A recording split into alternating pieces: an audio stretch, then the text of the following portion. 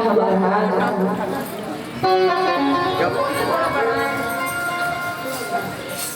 यहाँ पर जमा नर्मदा कहा पृथ्वी पर आई, मैं कल सुता कहलाई, शिव तनुजा कहलाई। कौन है मेरी माँ? बोले शिव की पुत्री है, शांकरी भी कहते हैं जिसको। कहा महाराज नर्मदा तट पर शिव पूजा की बड़ी विधि है, पर पूजा कैसी करनी है बात और वो समझ, विधान तो बताऊं पर पूजा कैसी करनी। अच्छा एक बात बताओ मुझे, जब हम पूजा कर रहे हैं तो उस टाइम अगर किसी का फोन आ जाए तो क्या करेंगे? सही सही बोलिए। तो दो चार हाथ उठे कि हम नहीं उठाएंगे, बाकी नहीं उठे मतलब उठाते। समझ लेना, हमें जब कथा समझ आने जा रही है। कहा देखो यहाँ वर्णन आया है, यहाँ तो इतना वर्णन है, अगर हम शिव पूजा कर रहे हैं, भगवान की पूजा कर रहे हैं और उसके बाद वार्तालाप करेंगे, उसके बाद कोई कार्य करेंगे जाकर, कहे महाराज तो हमें हमारे घर में लक्ष्मी अर्थात दरिद्रता प्रवेश करती है। इसलिए मैं नहीं कह रही 4 घंटा करो 5 घंटा करो, भले कम करो, पर क्या करना है? बोले मन लगा कर करो। कथा आती भाव की, अगर कहीं बात करने लगे मन लगे, मन तो लगो तो पर क्या करे तो लगो। इसलिए महाराज जब पूजा करो, सबसे बड़ा दुश्मन कौन है बता? देखो सब बोल पड़े वो बाहर। महाराज अगर कोई बात भी नहीं करे, कोई नहीं तो घंटी तो बजी। मैं नहीं कह रही मत उठाओ, पर थोड़ा सा सब्र कर लो। आप कहोगे बड़ा अर्जेंट काम है, मुझे एक बात बता दो, जिसकी पूजा कर रहे हैं उस पर विश्वास नहीं कर। आप कहोगे नहीं विश्वास है तो फिर पूजा पूरी करो ना। पूजा कैसे करनी है? आपको मैं भगवान घुश्मेश्वर की कथा सुनाती हूँ, जो हमारे औरंगाबाद महाराष्ट्र में भगवान विराजमान है। कौन सा ज्योतिर्लिंग है घुश्मेश्वर? गिनती में कौन सा आता है? अब देखो सब जल्दी जल्दी करेंगे। कौन सा है फिर भी? चलो गिनो बता। कौन सा है? 12वां। घुश्मेश्वर महादेव 12वें ज्योतिर्लिंग है। कहाँ पर विराजमान है? औरंगाबाद महाराष्ट्र। आपको पता है जैसे पहले महाकाल जाते थे, अंदर गर्भगृह में जाके दर्शन करते थे, अभी वहां पर वो प्रथा चल रही है। भीड़ तो होती है पर उन लोगों ने थोड़ी व्यवस्थाएं बना कर रखी। हम हाथ से भी जल चढ़ाते हैं, भगवान की पूजा भी करते हैं वहां, मतलब गर्भगृह के अंदर अभी हर कोई को प्रवेश है। कहा महाराज भगवान वहां प्रकट क्यों हुए थे बताओ? अब कथा तुम्हें पता, तुम्हें याद है क्यों प्रकट हुए थे? घुश्मेश्वर है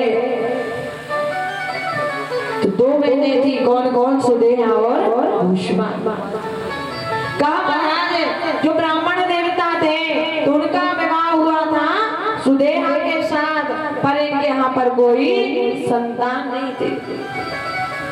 सुदेहा ने कहा स्वामी मेरी बहन से विवाह कर लीजिए ताकि आपके वंश को चलाने वाला जाए। यहाँ ब्राह्मण ने मना किया पर सुदेहा नहीं मानी, विवाह करवा दिया अपनी बहन भूषमा से। अब देखो विवाह कौन ने करवाया है? हमारी बुद्धि देखना, मन देखना। पहले तो हम अच्छा सोचेंगे पर यही बुद्धि क्यों बदल जाती बात। सुदेहा ने बड़े प्रसन्नता से विवाह कराया था, पर भूषमा के यहाँ जैसे ही पुत्र का जन्म हुआ तो उसके अंदर ईर्ष्या प्रकट हो गई। कहा उसके मन में ईर्ष्या का भाव आ गया। अब वह ये मन में सोचती है कि जो मेरे पति का प्रेम है ज्यादा मेरी बहन के प्रति है, मेरे प्रति कम है। कहा पुत्र धीरे धीरे बड़ा हो गया, धीरे धीरे बड़ा हो गया। इसका नियम क्या है? बोले प्रति दिन भगवान पार्थवेश्वर शिवलिंग का निर्माण करते हैं। पार्थवेश्वर अर्थात जो हम मिट्टी से निर्माण करते हैं। देखो हमारे इधर तो मुझे पता है सब हाथ से बनाती हो ना माताओं जब अभिषेक करती हो, पर कहीं कहीं जब हम कथा करने जाते हैं तो सुनने को मिलता है कि हम तो कुम्हार को कह देते हैं, वो निर्माण कर देते हैं, पैसा देके ले आते हैं। शंकर जी कहाँ से ले आए? बोले वो भी नहीं बनाए, वो भी कुम्हार से बनवा ले, काय में पैसा दे रहे। आपको पता है जब हम शिवलिंग निर्माण करते हैं, शिव महापुराण की कथा कह रही है, जब हम शिवलिंग निर्माण करेंगे आपको लगेगा कि एक ही शिवलिंग का हमें फल मिलता है। पता है जितने कण होते हैं उस मिट्टी में, जितनी मिट्टी के हम शिवलिंग बनाते हैं, जितने कण हमारे हाथ से स्पर्श होते हैं, उतनी ही शिवलिंग बनाने का हमें यहाँ पर फल प्राप्त होता है। ये कथा शिव महापुराण की कह रही है। इसलिए क्या करना चाहिए? बोले अपने हाथों से भगवान शंकर की शिवलिंग का निर्माण करना चाहिए।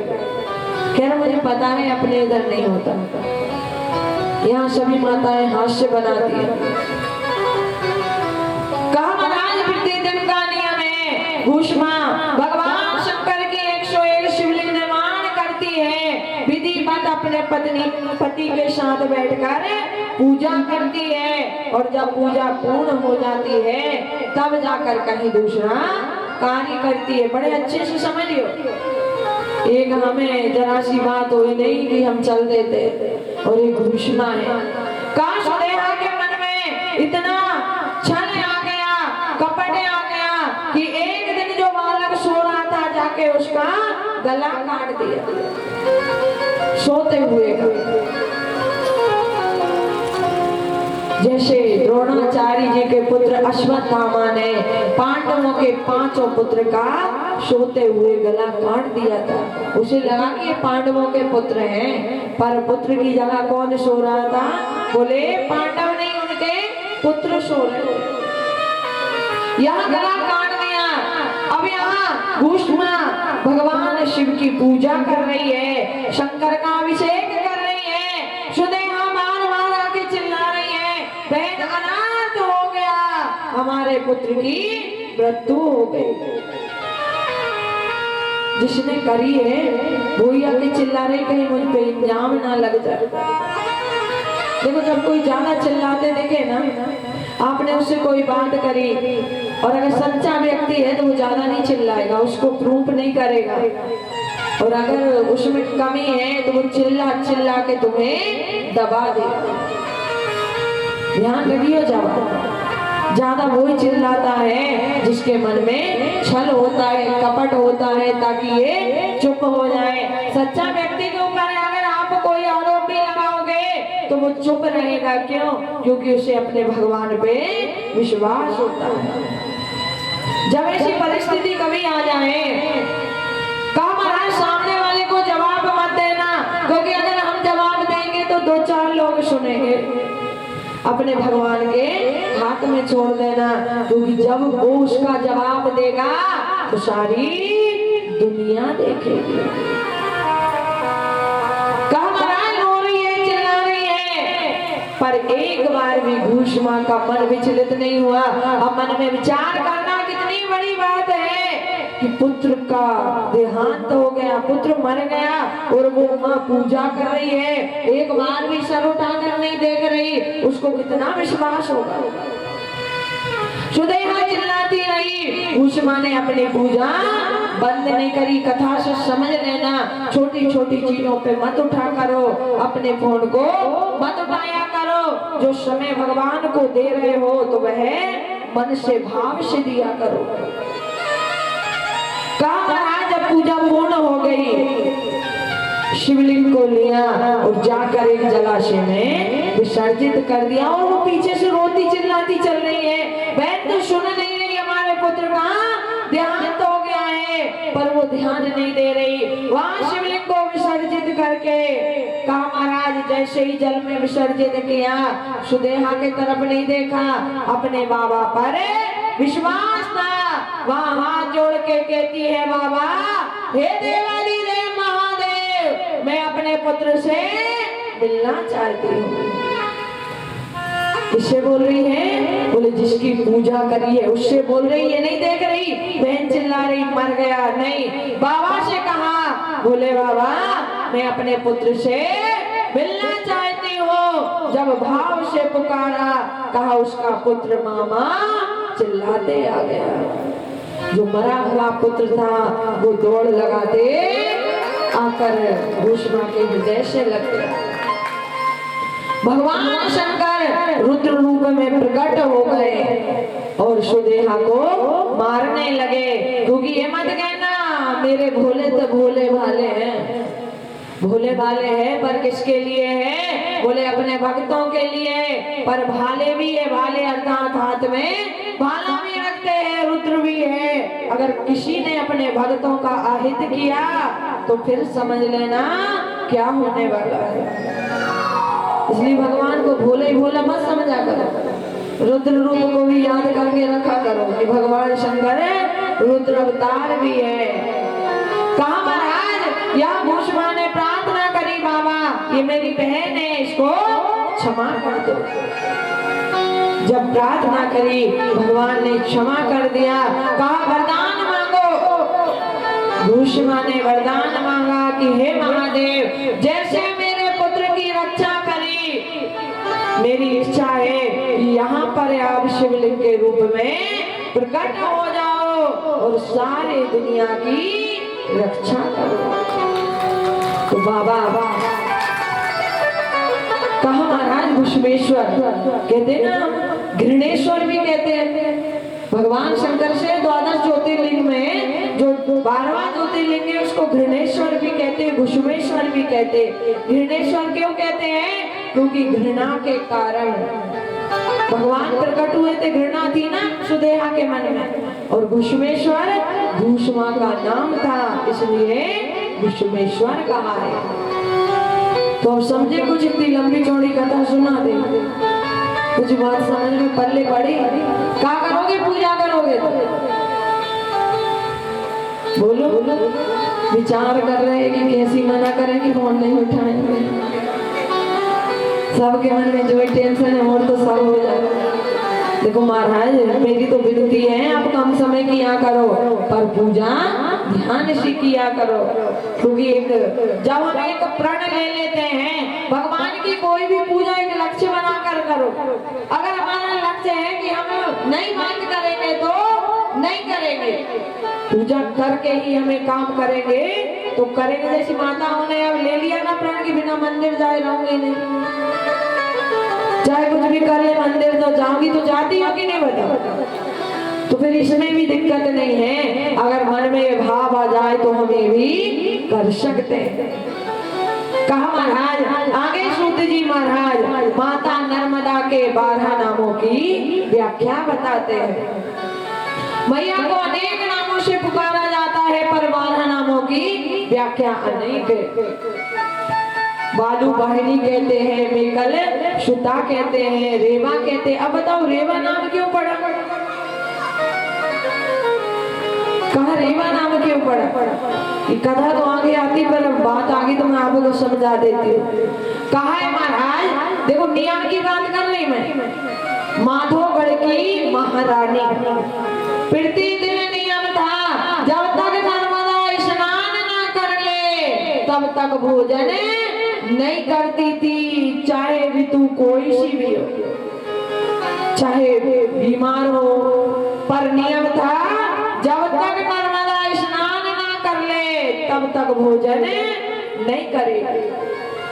अब देखो कहे महाराज 2 अवस्था तक तो अब कोई दिक्कत नहीं, जाओ, पर वृद्ध अवस्था बड़ी खतरनाक है। व्यक्ति आकर कहाँ झुकता है? बोले वृद्ध अवस्था, जब उससे बनता नहीं है। महारानी थी, सेवक बहुत थे, पर कहा जब वृद्ध अवस्थाएं आ गई तो अब बिल्कुल ही जाते ना बने, पर नियम ना तोड़े, भोजन ना करे 2-2 4-4 दिन। सबको बड़ी चिंता कि अब क्या होगा, वैसे ही तो वृद्ध अवस्था है। कहा महाराज मर जाऊंगी पर नियम नहीं तोड़ोगे। मन में एक दिन विचार किया, कहा मैं नहीं जा सकती तो क्या हुआ, मैं जिसकी भक्त हूँ वो तो आ सकती है। अच्छा बताओ, हम नहीं जा सकते, भगवान आ सकते क्या? हम दूर है, भगवान तो दूर नहीं है ना। मन में रानी ने विचार किया और अपने सेवकों को बुलाया और अपने आंगन में एक कुंड खुदवाया, एक कुआं खुदवाया, जैसे हम कुआं खोदते हैं। कहा एक गड्ढा खुदवाया और वहां पर बैठ गई। कहा नर्मदा मैया मैं नहीं आ सकती तो आप तो आ सकती हो, मैं असमर्थ हूँ, आप असमर्थ नहीं। कहा महाराज 3 दिन तक उस वृद्धावस्था में, और नियम की बात हो रही है, 3 दिन तक महारानी उस कुएं के किनारे बैठी रही, रोती रही, अगर नहीं आएगी तो अपने प्राण तज दूंगी, पर बगैर तेरे जल में स्नान करे भोजन नहीं करूंगी। कहा महाराज जब भक्त भाव से बुलाते हैं तो भगवान को आना पड़ता है। आज मेरी मां नर्मदा कहा जगत जननी है, भवतारिणी है, उस गड्ढे के अंदर प्रकट हो गई। बोली नर्मदा मैया की। कहा महाराज उस गड्ढे के अंदर प्रकट हो गई और माधोगढ़ की महारानी ने अब उस जल में स्नान किया। आपने सुना होगा कि जिद के आगे, किसकी जिद? बोले भक्तों की जिद के आगे भगवान को झुकना ही पड़ता है, बस भक्त पग को मिल जाए। कहा महाराज मां को प्रकट होना पड़ा, तब से ही उस कुंड का नाम रेवा कुंड बन गया और तब से मेरी मां का नाम रेवा प्रवाहित हो गया। इसलिए कभी कभी जिद भी किया करो, मैं आपको बता दूं, जैसे गोपियां करती थी, अब जिद की बात आई तो वहीं चले वृंदावन, क्योंकि उनसे ज्यादा जिद और कौन नहीं की है। अच्छा ये बताओ, हर कथा में गोपियों का जिक्र है कि भगवान की सबसे बड़ी भक्त हुई है तो गोपियां हुई है। अब मुझे ये बताओ, कभी आपने सुना है कि गोपियां कोई गुरुकुल गई हो? कई वर्णन नहीं है ना, पूरी भागवत में नहीं है। उसके बाद में किसी ने सुना है गोपियों ने मंदिर जाके पूजा करी हो? कहोगे वो भी वर्णन नहीं है। क्या वर्णन है? बोले दिन नहीं रात नहीं देखती थी कि दिन है कि रात है। जब उद्धव जी संदेश लेके आए थे कृष्ण को भूल जाओ, तो गोपियां कहती थी उद्धव कृष्ण धन कृष्ण मन और कृष्ण ही हमारो धन, आठों याम उद्धव हमें कृष्ण से ही काम है। क्या करती थी? बोले महाराज गोपियां आठों याम ठाकुर जी को याद करती थी, चाहे काम कुछ भी करे पर हर समय याद कृष्ण को करती थी। भगवान भी उनसे दूर नहीं रह पाते थे, क्योंकि जो रोम रोम से एक समय कहा महाराज सत्यभामा ने रुक्मणी से कहा दीदी ये बताइए कि कृष्ण बार बार हस्तिनापुर क्यों चले जाते हैं? जब भी द्रौपदी एक आवाज लगाती है कृष्ण दौड़ के हस्तिनापुर पहुंच जाते हैं, क्या कारण है? रुक्मणी ने कहा सत्यभामा अरे कृष्ण द्रौपदी के भाई हैं और बहन बुलाए और जाए नहीं।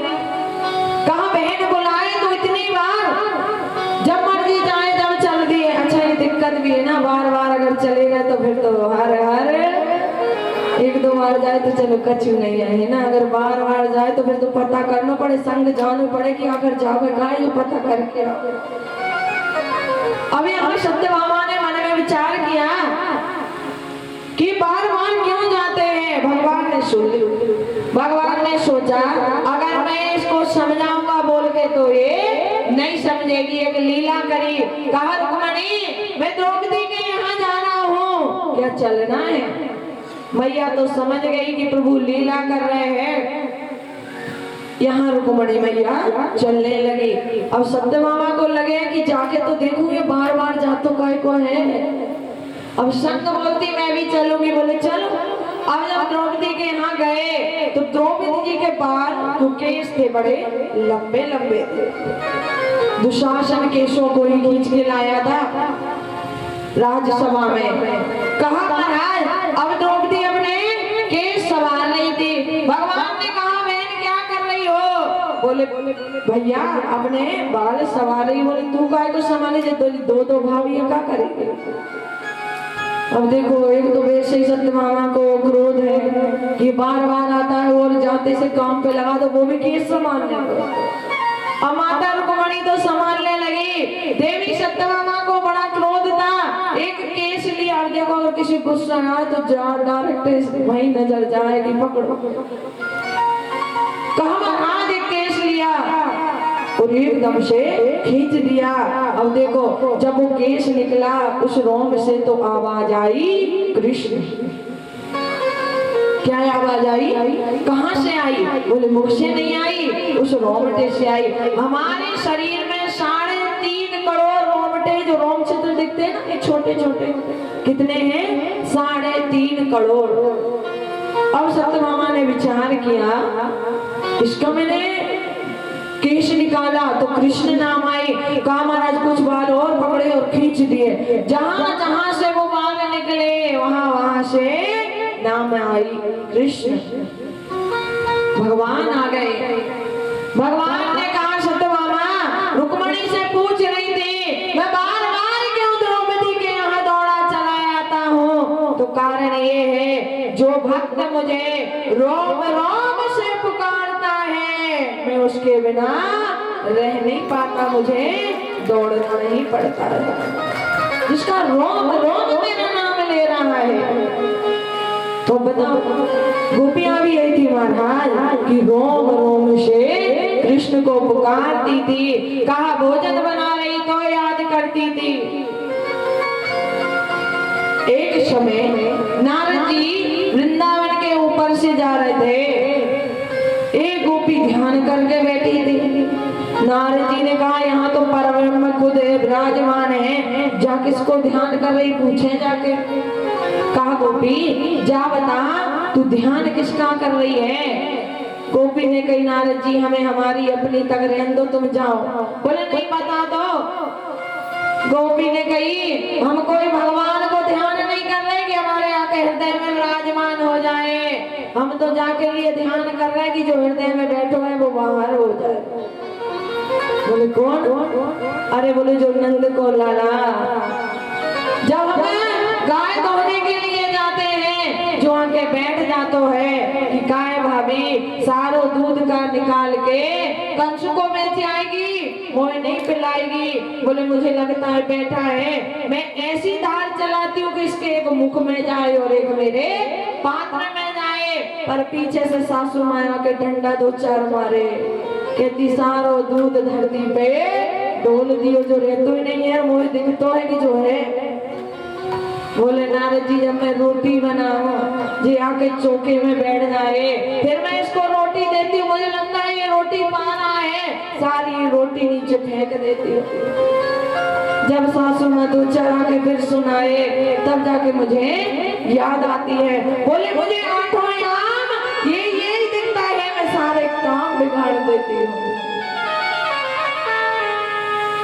अब बताओ नारद जी मन में विचार करे, मर गए योगी महात्मा एक टांग पे ठाड़े होके तब कर करके उसके तो ये ध्यान में आते नहीं और ये गोपियों के आगे से कभी हटते ही नहीं है। क्यों?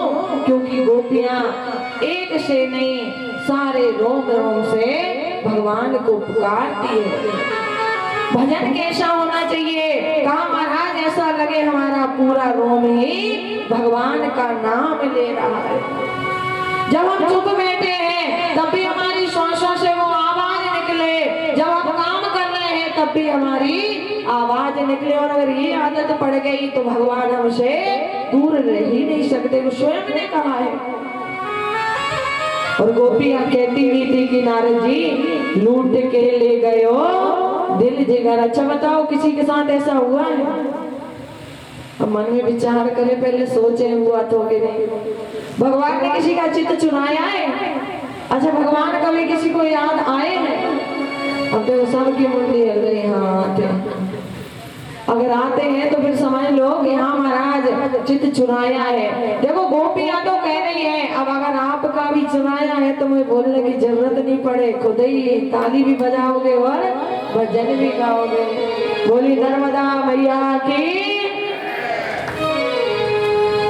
सावरा मेरा सावरा, मेरा सावरा, मेरा सावरा, ओ सावरा मेरा सावरा, मेरा सावरा, मेरा सावरा, लूट के ले गया दिल देकर, लूट के ले गया दिल देकर, सावरा जादू कर लूट के ले गया दिल देकर, सावरा जादू कर, सावरा मेरा सावरा, मेरा सावरा, मेरा सावरा, ओ सावरा मेरा सावरा, मेरा सावरा, मेरा सावरा, छोड़ के तुमको, छोड़ के तुमको, छोड़ के तुमको जाऊंगी घर, सावरा जादूगर, छोड़ के तुमको जाऊंगी घर, सावरा जादूगर, लूट के ले गया दिल घर, सावरा जादूगर।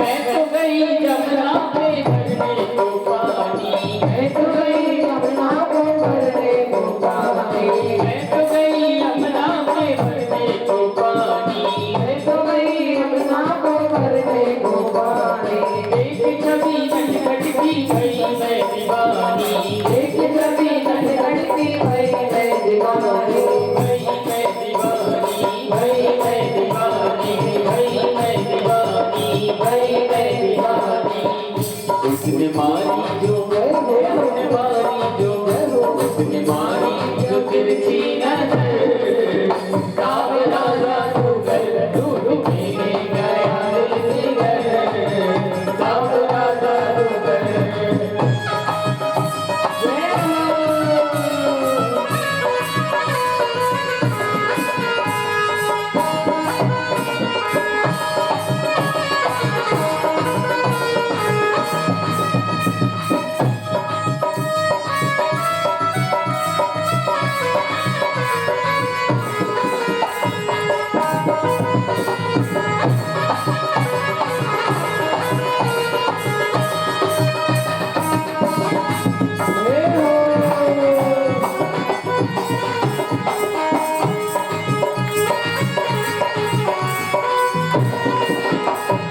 कान सुनी बांसुरी की सुध-बुध में खोई, कान सुनी बांसुरी की सुध-बुध में खोई, भूल गई लोग लाज मस्ती में होई, भूल गई लोग लाज मस्ती में होई, छोड़ के तुमको, छोड़ के तुमको, छोड़ के तुमको जाऊंगी घर, सावरा जादूगर, खींच के ले गया दिल घर, सावरा जादूगर, खींच के ले गया दिल घर, सावरा जादूगर। सभी ताली बजाते हुए।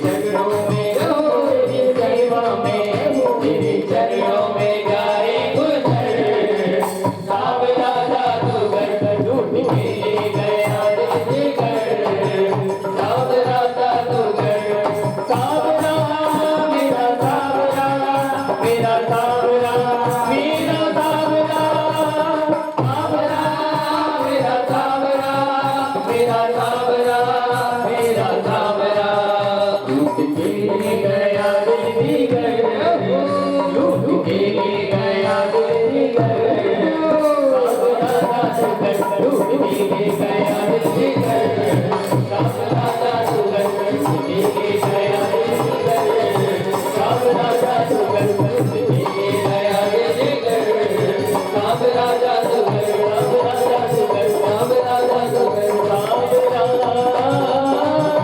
साधु घर बोली कृष्ण कन्हैया लाल की, नर्मदा मैया की, हरे हरे। यह महाराज आगे वर्णन आता है, कहा नर्मदा मैया का एक अनंत भक्त हुआ है। अब देखो ये भी विश्वास की कथाएं आ रही है जो मैं आपको सुनाने जा रही हूँ। कहा महाराज उसके पास कुछ नहीं है, पर क्या करता है वो प्रति दिन माँ नर्मदा के दर्शन करता है। जैसे अभी मैंने माधवगढ़ की महारानी की कथा सुनाई, क्या करती थी, बोले नियम था जब तक स्नान ना करे तब तक भोजन नहीं करती थी। अब इसका भी नियम है। कहा महाराज एक नाई है जो प्रति दिन का नियम लिया है कि प्रति दिन नर्मदा जब तक दर्शन ना कर ले तब तक अपना कार्य प्रारंभ नहीं करता था। और तो छोड़ो काम पे ही नहीं जाए, दुकान पे ही नहीं जाए। अब पत्नी रोज रोज लड़े। एक बेटी हुई थी, कहा कल बड़ी हो जाएगी, कल तुझे इसका विवाह भी करना पड़ेगा, तू एक दिन काम पे नहीं करता, धन आता ही नहीं, क्या करे। बस एक ही बात बोलता था, क्या सब संभाल लेगी मेरी माँ नर्मदा। बस एक ही बात थी कि सब संभाल लेगी। और जिस दिन हमारे अंदर ये भावना आ जाए फिर समझ लेना कि दुनिया की सब चिंता गई। कहा महाराज पत्नी प्रति दिन, अब देखो आदत तो रहती है, चिंता भी रहती है, बात भी सही है।